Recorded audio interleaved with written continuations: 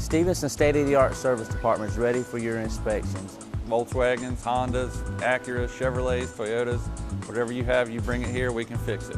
Whenever we come here for service, the service is always done correctly. We've never had to bring the car back a second time. With 4,000 square foot of parts inventory, 24 service bays, 16 factory-trained technicians, we're here to service your vehicle and fix it right the first time. Come and experience the Stevenson difference for yourself.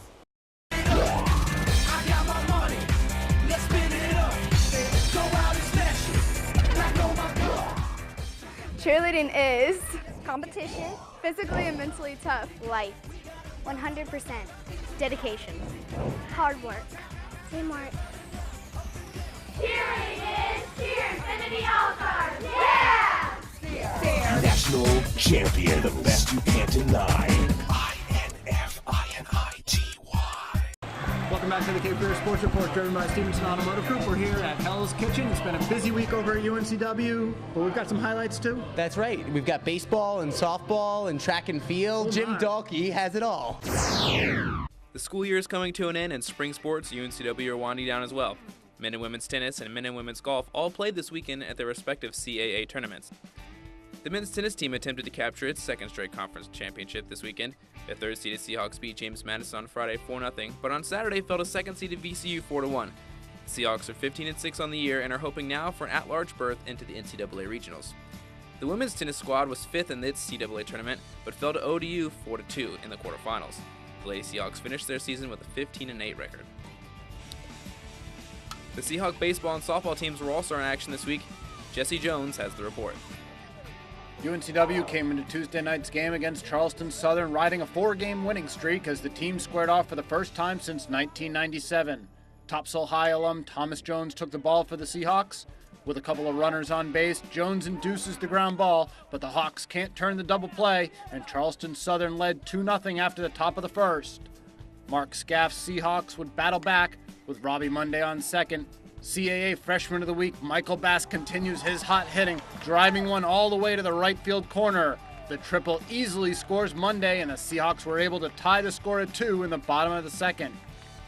The score would be tied at 4 in the 8th, but UNCW would then take the lead. With runners on the corner, Bass steps to the plate. He hits a hot smash to third. Charleston Southern can't turn the double play, and Robbie Monday scores from third. The bullpen pitched well all night. Brian Booth picked up the win, while Stephen Harold came in and slammed the door to earn his 4th save on the year. UNCW wins 5-4, their 5th win in a row. They are now 20-13 overall.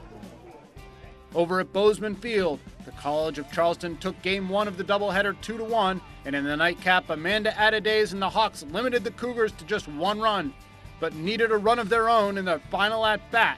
They get a runner to third, but Adadays can't bring her in as the Cougar shortstop makes a sweet over-the-shoulder catch to seal the win.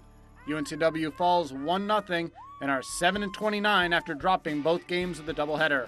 The Seahawk track and field team doesn't get a lot of attention here on the cfsr Sports Report, or anywhere else for that matter, but the program has more championships than any other team on campus.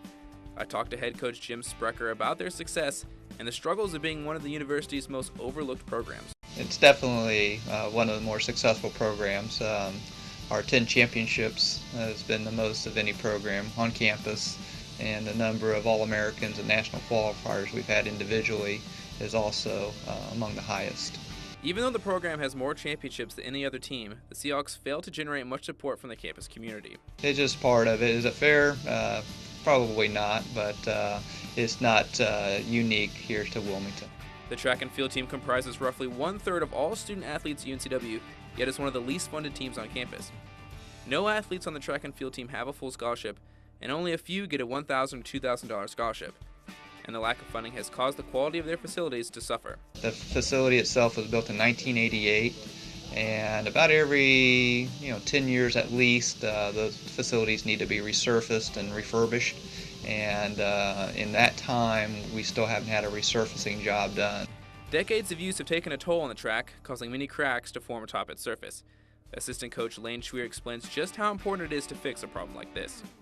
Well, a crack in a track like this, much like a crack in a road, just will grow over time, and if it's not taken care of now, it'll become a bigger problem later on.